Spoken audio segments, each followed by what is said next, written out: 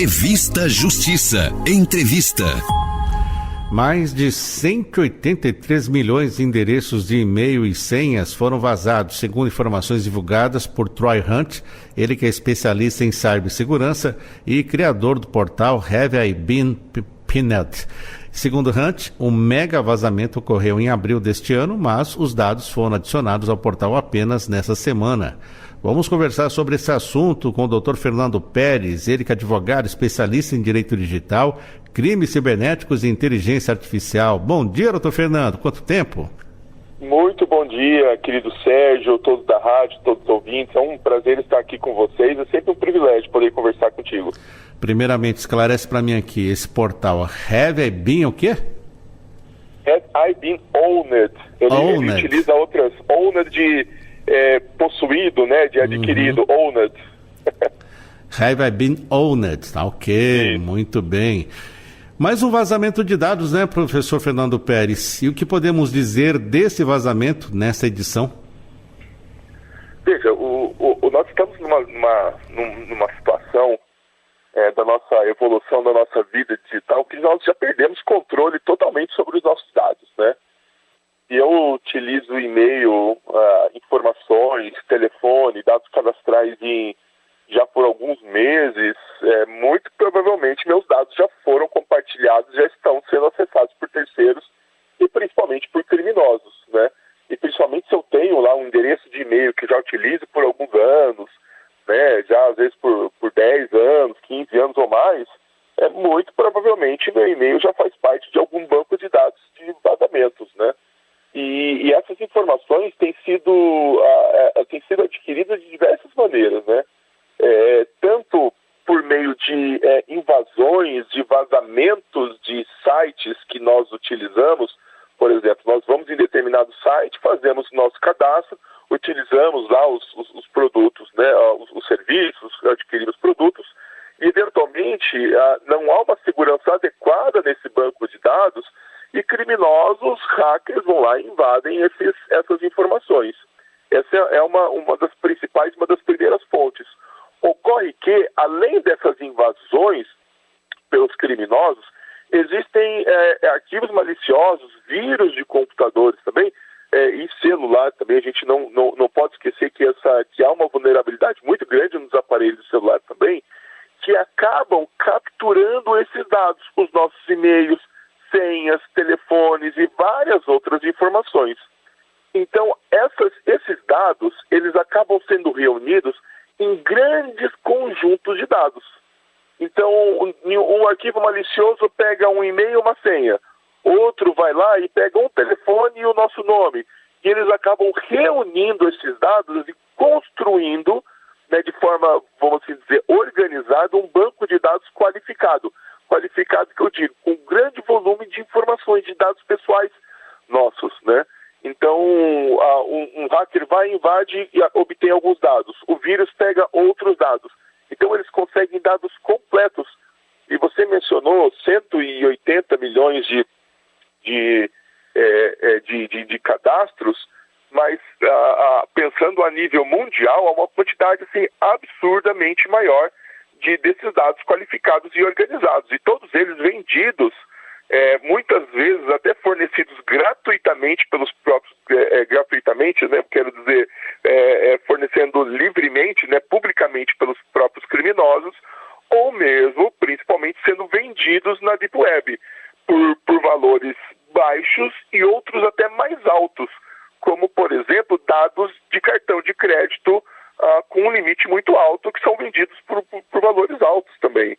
Então, é realmente assustador, e isso faz nos lembrar que não podemos esquecer de cuidar das nossas informações, dos nossos dados, porque os criminosos também estão cuidando. Dr. Fernando Pérez, e como saber se seu e-mail está nessa lista com os vazamentos? Existem esse e outros vazamentos quando são identificados por pesquisadores, empresas de segurança, eles são reunidos de maneira a identificar ao menos, né? Por exemplo, se os nossos dados, se as nossas informações, como um telefone ou endereço de e-mail, eventualmente forem identificados nesses bancos de dados, né? Existem alguns vazamentos que são conhecidos, ou seja, as empresas do qual nós fizemos nosso cadastro acabaram até por divulgar e afirmar, né, confirmar que houve esse vazamento, então é algo mais organizado, além desses outros bancos de dados que são reunidos. Então, você até mencionou um dos sites, que é o Have I Been Owned, né? Que é uma versão, é um site que ele reúne essas informações, e existe um outro site em português também chamado Desencriptando, de criptografia, mas é Desencriptando, onde o que acontece? Esse site você pode ir lá e colocar o seu endereço de e-mail, ele vai identificar se há vazamentos, se o seu endereço de e-mail ou número de telefone foi identificado em algum desses vazamentos. Se eu não identifiquei nada, quer dizer que não existe? Não. Pode ser, mas naqueles que foram analisados, ao menos algo não foi identificado, mas isso não quer dizer que existam outros bancos de dados, outros conjuntos de informações.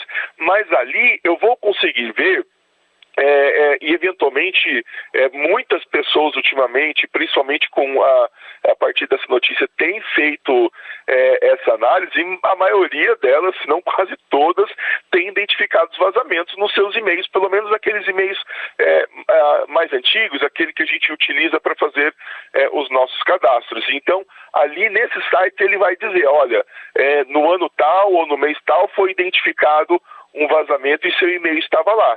Então, inclusive, ele diz qual que é a fonte desse vazamento. Ele não vai dizer, olha, aqui o e-mail e a senha dessa pessoa que foi encontrado. Não, mas ele vai dizer, olha, houve um vazamento, então é muito importante tomar esse cuidado. Doutor Fernando Peres, e essa demora na divulgação, né? Quase 4 meses para divulgar esse vazamento. O que isso mostra, então, para o nosso ouvinte? Existem diversas questões que realmente precisam ser analisadas, e é uma preocupação muito grande. Primeiro que muitas empresas que acabam identificando quase que muito rapidamente, se não imediatamente que houve algum tipo de vazamento, demoram para tomar as medidas necessárias e comunicar os usuários. Muitos provedores, os grandes provedores de e-mail, por exemplo, aqueles que nós estamos acostumados a utilizar, eles mesmos possuem ferramentas que ajudam a identificar se o nosso e-mail foi comprometido de alguma maneira. Então, há uma demora muito grande dessas empresas em alertar os próprios usuários. Então, e por muitas vezes, eles acabam se justificando, dizendo que estão investigando, tomando por mais informações, ou não tomaram o conhecimento imediato, e isso acaba prejudicando o usuário. Além disso, os criminosos, eles acabam juntando, quando a gente vê, por exemplo, um grande volume de dados sendo vendido, por exemplo, sendo compartilhado, por muitas vezes isso também quer dizer que os nossos dados, eles não foram vazados agora, eles não foram acessados indevidamente agora, mas pode ser um conjunto de dados de 1 ano atrás, com mais informações de 10 meses atrás, algumas outras de 6 meses atrás, e isso tudo foi reunido e compartilhado. Agora, para que um pesquisador, uma empresa de segurança que vá ter acesso às informações e vá divulgá-las, eles acabam tomando um pouco mais tempo para justamente fazer essa identificação, o que não acaba ajudando o usuário também. Então, por muitas vezes, a gente acaba continuando usando esse e-mail sem ser alertado, sem trocar a senha, sendo que a gente poderia ter algumas políticas, né, de ser avisado ou políticas mais firmes de segurança para que isso não demore muito tempo. Então, de fato, não se justifica demorar, mesmo que seja por meio de uma pesquisa, né, alguém que queira ajudar nesse sentido, a gente não pode demorar a tomar essas providências. Doutor Fernando Peres, uma questão que sempre me vem à mente quando vou acessar alguma coisa, recentemente também surgiu uma inteligência artificial que criou seu próprio browser e vem lá aquela vinculação da sua conta Google, por exemplo. O senhor não acha arriscado a gente fazer tantos acessos, não só nesse caso, mas para outros aplicativos que querem vincular o acesso à nossa conta Google? Veja, Sérgio, é muito bem observado. Nós discutimos, né, questões relacionadas à segurança da internet. Elas não são... A gente já discute já há algum tempo, né? Talvez alguns anos. E eu sinto que nós deixamos de discutir algumas questões práticas, como, por exemplo, a gente não fala mais de antivírus no computador, antivírus no celular, a gente esquece, né? A gente não discute mais, eu digo assim, como sociedade, a gente parece que não se preocupa mais com as senhas, a gente acaba repetindo as senhas, e com isso também, uma prática extremamente perigosa, nós vamos instalando aplicativos no celular sem saber direito qual que é a origem do aplicativo, ou programas no computador, vamos autorizando, numa ânsia de poder acessar um serviço que, entre aspas, é gratuito, mas não existe nada gratuito, a gente vai acessando, vai permitindo, e chega um momento, se a gente for verificar, por exemplo, é possível verificar, você falou da autorização, por exemplo, de acessar uma conta do Google, de qualquer outro provedor, né? Que a gente autoriza para ter acesso aos nossos dados, ou autoriza para poder obter um login mais rápido, mais fácil. Se a gente parar para analisar, e é possível lá verificar os sites que eu já autorizei a usar as minhas informações, e posso encontrar ali dezenas, se não centenas de sites, e muitas vezes que eu nem lembro mais, mas eu permiti esse acesso. Então, quando eu permito esse acesso, que em tese ele deveria ser seguro, eu preciso tomar muito cuidado, porque eu posso estar autorizando muito mais do que um simples acesso, do que somente acesso ao meu nome, ao meu endereço de e-mail. Eu vou lhe descrever um caso que nós identificamos. Existe um site internacional com sede na Ucrânia e que tem grande atividade aqui no Brasil, que ele permite você fazer downloads de informações, de dados, como downloads de livros ou alguma informação, um PDF, que você esteja procurando, é permitido você fazer download gratuitamente. Só que você precisa fazer um login com a sua conta do Google nesse site, certo? Acontece que esse site, o que ele faz? A partir do momento que você autoriza isso, ele tem acesso a todos os seus documentos, a todos os seus dados, fotos, arquivos pessoais do Google Drive.